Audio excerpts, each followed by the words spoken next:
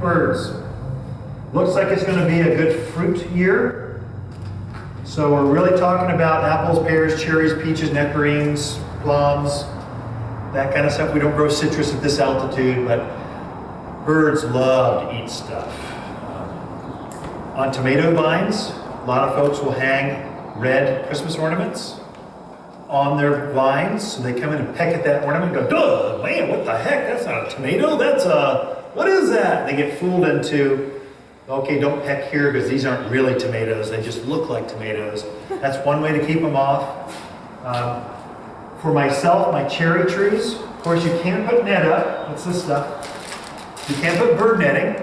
If the tree's very large, this stuff is a pain to get up there. You've got brooms trying to get it up over the branch structure, and you're tying it underneath, and there's always some blue jay that figures out a way to get it up into and it's fluttering around, and my kids see it, and they freak out, going, you're gonna kill a bird, Dad, what are you gonna do?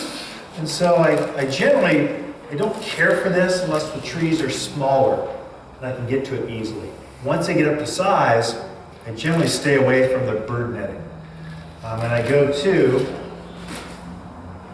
birds are super easy because they're so flighty. I mean, anything spooks them. They live like this all the time. And so if you get anything up there that kind of spooks them, they fly off and it's not a problem. They make this bird tape, it's called irritate.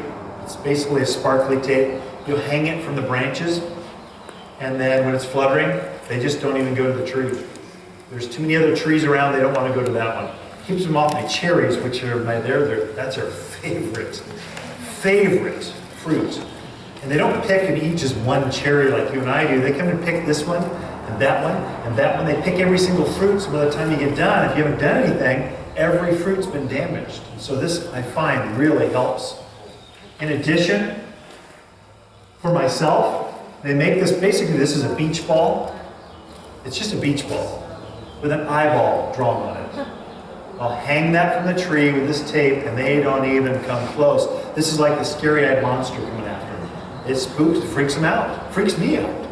Sitting there glowing around, it's kind of ugly looking, but it's bright, it's highly, highly effective, especially if you larger trees where the fruit's harder to get to.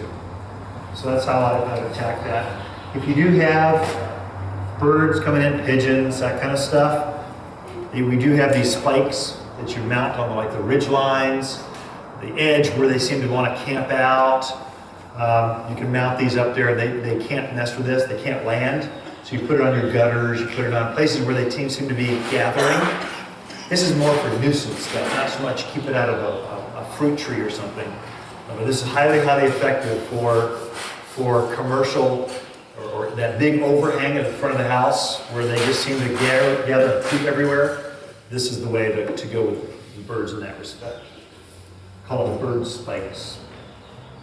And that's it on birds. They make scare tactics, like at the hospital.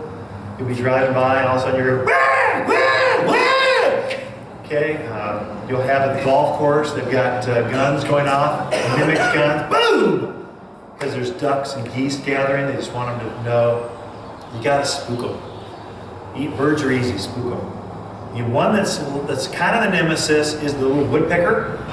It comes in, if you've got a cedar-sided house, they'll come through and peck on the house, and they'll create a hole, and then they'll store acorns inside the hole. It's really bad. This is more for Groom Creek, the cabin kind of stuff. We hear this quite often, actually. The way to get past that is scarecrows. We've got owls. The secret with the owls, get the one with the moving head, because they figure out really quick, hey, that owl hasn't moved in 3 days. That's not real. They can peck a hole in the head. So it's the decoy. So if you have the one that the head rotates with glass eyes, it seems to freak them out longer. And then move the scarecrow around. Whether it's a snake, we see all kinds of falcons. We find that owls, because we have the great horned owl here anyway, it's a natural predator. It's on their radar. They're looking for them. So if you just put that out there, just give them something to look at, they'll go, oh, there's one of those. I remember Dad got eaten by one of those guys. I'm going to stay away from here. Frequently what they'll do is they'll move to the other side of the house and peck on that side of the house. So it may take more than one. It may take one over here, one over there.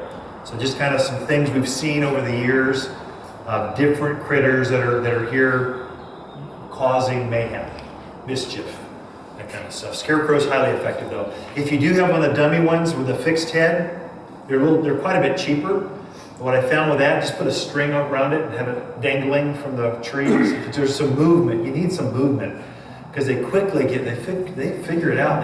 These critters, they got nothing to do in life except pick a hole in your cedar siding or eat your plant or whatever. So they're sitting there watching, waiting to see what's happening. Figure it out very, very quickly.